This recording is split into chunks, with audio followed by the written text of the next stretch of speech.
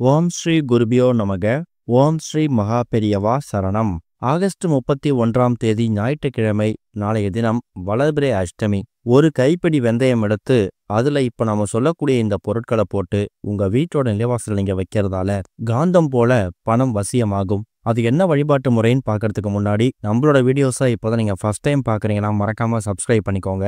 தொடர்ந்து இது மாதிரி அப்டேட் தெரிஞ்சுக்கிறதுக்கு பக்கத்துல நோட்டிஃபிகேஷன் பெல்லை கிளிக் பண்ணி ஆல் அப்படிங்கிற செலக்ட் பண்ணிக்கோங்க.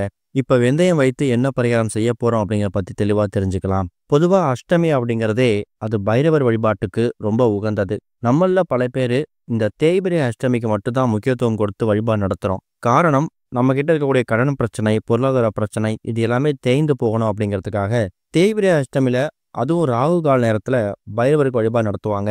ஆனா வளர்பிறை அஷ்டமியும் ரொம்ப முக்கியம். அமாவாசைக்கு பிறகு 8வது திதியா வரக்கூடிய இந்த ஒரு வளர்பிறை அஷ்டமி திதி இருக்குல்ல, இது நமக்கு வாழ்க்கையில கூடிய செல்வ வளங்களை வளர செய்வதற்கான அற்புதமான ஒரு நாள். கஷ்டம் கடன் தேய்ந்து போகணும் அப்படின்னு நினைக்கிறவங்க தேய்பிரை அஷ்டமியையும், நம்ம கிட்ட இருக்கக்கூடிய செல்வ வளம் பெருகணும், பணம் காசு நிரந்தரம் நம்ம கையில தங்கணும், அடகு வைத்த நகைகளை மீட்கணும் அப்படின்னு நினைக்கிறவங்க வளர்பிறை அஷ்டமி திதியையும் வணங்கலாம். அப்பேற்பட்ட வளர்பிறை அஷ்டமி திதி சனிக்கிழமை இரவு 9:38 ஆரம்பிச்சிடுது.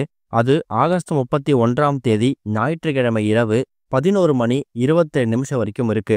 எப்படி பார்த்தாலும் ஞாயிற்றுக்கிழமை பகல் முழுக்க உங்களுக்கு அஷ்டமி திதி தான். இரவு 11:30 வரைக்கும் அஷ்டமி திதிக்கான வழிபாடை செய்யலாம். குறிப்பா மாலை 4:30 மணிலேருந்து 6 மணி, இந்த 1.5 மணி நேரம் ராகு கால நேரம், பைரவர் வழிபாட்டுக்கு ரொம்ப உகந்த நேரம்.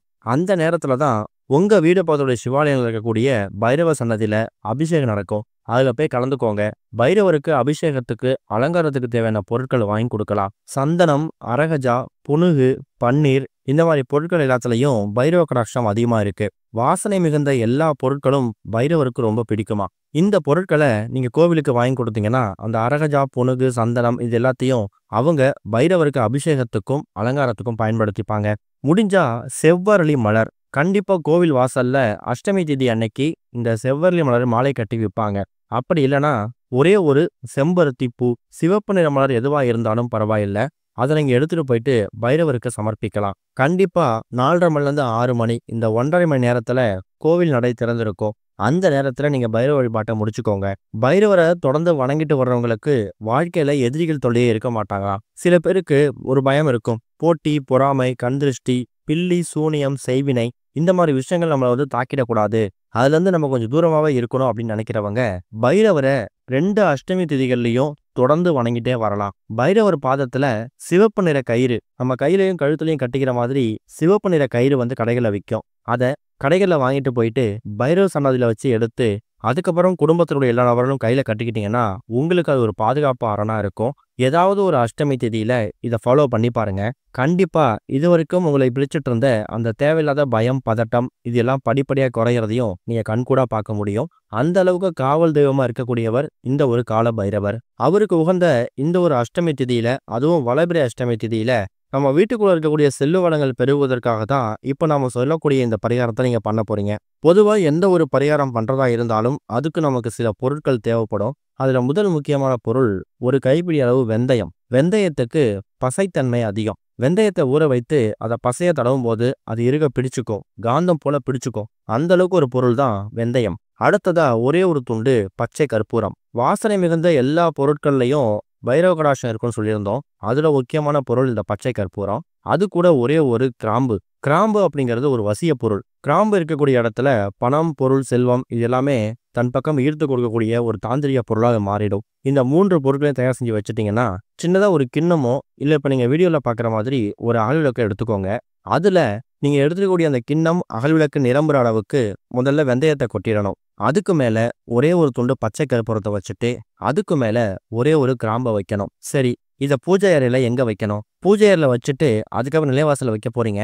ஆனா பூஜை அறையில முதல்ல எங்க வைக்கணும்னா, எல்லா வீடுகள்லையும் காலபைரவர் போட்டோஸ்ல இருக்கிறதுக்கான வாய்ப்பு இல்லை. உக்ர தெய்வம் அப்படிங்கிறதால கோவில மட்டும்தான் வழிபடுவாங்க. சிவ உருவங்கள்ல ஒன்றா இருக்கக்கூடியவர் காலபைரவர். அதனால தாராளமா வீட்டுல எல்லா வீடுகள்லையும் அந்த சிவபெருமான் போட்டோ இருக்கும். அந்த சிவபெருமான் போட்டோவுக்கு முன்னாடி ஒரு தீபம் ஏற்றி வச்சிடுங்க.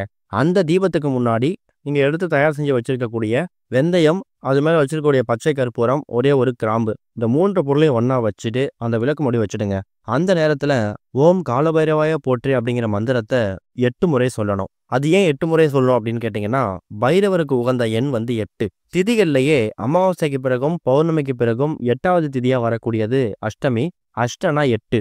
அதனால 8 முறை ஓம் கால பைரவாய போற்றி அப்படின்னு மந்திரத்த சொல்லிட்டு, அதுக்கப்புறம் உங்க வீட்டோட நிலைவாசல்ல தினமும் விளக்கேற்றுவீங்கல்ல, அந்த விளக்குக்கு பக்கத்துல வெந்தயம், பச்சை கற்பூரம், அது மேல வைத்திருக்கக்கூடிய கிராம்பு, இந்த ஒட்டுமொத்த அமைப்பையும் அந்த விளக்குக்கு பக்கத்துல நீங்க வச்சிடலாம். அதுக்கப்புறம் நீங்க உங்க அன்றாட வேலை பாருங்க. எப்படி இருந்தாலும் இந்த அஷ்டமி திதி அப்படிங்கிறது ஞாயிற்றுக்கிழமை இரவு 11 மணி 27 நிமிஷம் வரைக்கும் இருக்கு. ராகு கால நேரத்துல கூட இதை பண்ணணும் அவசியம் இல்ல. மாலை ஒரு 6, 7 மணிக்கு மேல வீட்டோட பூஜை அறையில பூஜை பண்ணிட்டு, சிவபெருமான் போட்டோ கூட விளக்கேத்தி வச்சுட்டு, அந்த விளக்குக்கு முன்னாடி இந்த ஒட்டுமொத்த அமைப்பையும் வச்சு படைச்சிடுங்க. அதுக்கப்புறமா இந்த ஒட்டுமொத்த அமைப்பையும் வீட்டோட நிலைவாசல்ல ஒரு 1/2 மணி நேரத்துல 1 மணி நேரம் இருக்க மாதிரி பார்த்துக்கோங்க. அதுக்கப்புறமா இரவு தூங்க போறதுக்கு முன்னாடி அந்த ஒட்டுமொத்த அமைப்பையும் சின்னதா ஒரு கவர்லயோ இல்ல ஒரு துணியிலையோ முடிஞ்சு உங்க வீட்டோட பூஜை அறையில நீங்க பத்திரப்படுத்தி வச்சுக்கலாம். சிவபெருமான் போட்டோ சிலைக்கு பின்னாடி கூட நீங்க வச்சுக்கலாம். ஏதாவது ஒரு முக்கியமான விஷயம் வெளில போறீங்க அப்படிங்கும்போது அந்த மூட்டையை தொட்டு கும்பிட்டுட்டு நீங்க வெளில போகலாம். போகக்கூடிய காரியத்துல வெற்றி உண்டாகணும் அப்படிங்கிறதுக்காகவும், வீட்டில் இருக்கக்கூடிய பணம், பொருள், செல்வம் இது எல்லாமே உங்க பக்கம் காந்தம் போல ஈர்க்கப்படணும், அது உங்களை விட்டு எங்கேயும் போகக்கூடாது அப்படிங்கிறதுக்காகவும் தான் இந்த ஒரு பரிகாரத்தை நம்ம பண்ணியிருக்கோம். அதுல போட்டிருக்கக்கூடிய அந்த பச்சை கற்பூரம், வெந்தயம், கிராம்பு இது எதுவுமே அவ்வளவு சீக்கிரம் கெட்டு போகாது. 3 மாதத்துக்கு ஒரு முறை மட்டும் ஏதாவது ஒரு வளர்பிறை அப்படின்னா தேய்பிறை அஷ்டமி திதியில அந்த பழைய பொருட்களை அப்படியே தண்ணியில விட்டுட்டு மறுபடியும் இதே மாதிரி தயார் செய்து எங்க எடுத்தீங்களோ அதே இடத்துல பத்திரப்படுத்தி வச்சிடுங்க. ஆனா வைக்கிறதுக்கு முன்னாடி ஒரு 1/2 மணி நேரம் நீங்க நிலைவாசல்ல வைக்கணும். நிலைவாசல்ல எதுக்காக வைக்கிறோம்னா, பைரவர் ஒரு காவல் தெய்வம். நம்ம பைரவரை வீட்டுக்குள்ள அழைக்கிறதுக்காக தான் இந்த முறையை ஃபாலோ பண்றோம். இந்த ஒரு பரிகாரத்தை பண்ணிட்டு வீட்டு வாசல்ல வைக்கும்போது அந்த பொருட்கள்ல வந்து நம்ம வீட்டு நிலைவாசல்ல பைரவர் நிப்பாரு. அதுவும் நமக்கு காவல் தெய்வமா நிப்பாரு. பார்க்கறதுக்கு ரொம்ப எளிமையான பரிகாரம் மாதிரி தெரியும். இதுல பயன்படுத்தக்கூடிய பொருட்களும், இதுக்கு நீங்க செலவு பண்ணக்கூடிய நேரமும் ரொம்ப கம்மி. ஆனா இது மூலியமா கிடைக்கக்கூடிய பலன்கள் ரொம்ப பெருசு. இந்த ஒரு வளர்பிறை அஷ்டமி திதி அன்னைக்கு வெந்தயம், பச்சை கற்பூரம், அது கூட கிராம்பு வைத்து நிலைவாசல வச்சுட்டு, அதுக்கப்புறம் அதை எடுத்து மூட்டையாவோ கவர்லயோ கட்டி பூஜை அறையில வச்சு பூஜை பண்ணுங்க. போகக்கூடிய இடத்துல பயமா இருக்கு, எதிரிகள் தொல்லை அதிகமா இருக்கு, ஆனா கண்டிப்பா அந்த இடத்துக்கு போய் தான் ஆகணும் அப்படிங்கும்போது அந்த மாதிரி சமயங்களில் கூட நீங்க கையில எடுத்துட்டு போகலாம். சுத்தபத்தம் இல்லாம மட்டும் இதை தொடர்றதை தவிர்க்கிறது நல்லது. இன்னொரு பக்கம் அஷ்டமி திதி அப்படின்னாலே நாய்களுக்கு உணவளிக்கணும். ஒருவேளை நீங்க அஷ்டமி திதிக்கு கோவிலுக்கு போறீங்கன்னா, 1 பாக்கெட் 2 பாக்கெட் பிஸ்கட் வாங்கி கையில எடுத்துட்டு போங்க. அங்க போயிட்டு சுவாமி வழிபாடுலாம் முடிச்சுட்டு கோவில் பக்கத்துல சுற்றி திரியக்கூடிய நாய்களுக்கு அந்த பிஸ்கட்டை உணவா கொடுங்க. இல்லைன்னா உங்க வீடு பக்கத்துல சுற்றி திரியக்கூடிய நாய்களுக்கு தனியா சாப்பாடு தயார் செய்து, ஆனா எச்சில் படாம இருக்கணும், அந்த உணவை உங்க கையால அஷ்டமி தேதி அன்னைக்கு கொடுக்கறதால எதிரிகள் தொல்லை இருக்காதாம். தொடர்ந்து 30 நாட்கள் யார் ஒருத்தவங்க அவங்க வாழ்க்கையில நாய்க்கு உணவளிக்கிறாங்களோ அவங்களுக்கு எதிரிகள் தொல்லையே இருக்காது. காரணம், நாய் அப்படிங்கிறது பைரவரோட வாகனம். அதை ஞாபகத்துல வச்சுக்கோங்க. இந்த ஒரு அஷ்டமி தேதி அன்னைக்கு இதை முயற்சி பண்ணுங்க. நல்ல முன்னேற்றம் கிடைக்கும். ஓம் ஸ்ரீ குருபியோ நமக. ஓம் ஸ்ரீ மகா பெரியவா சரணம்.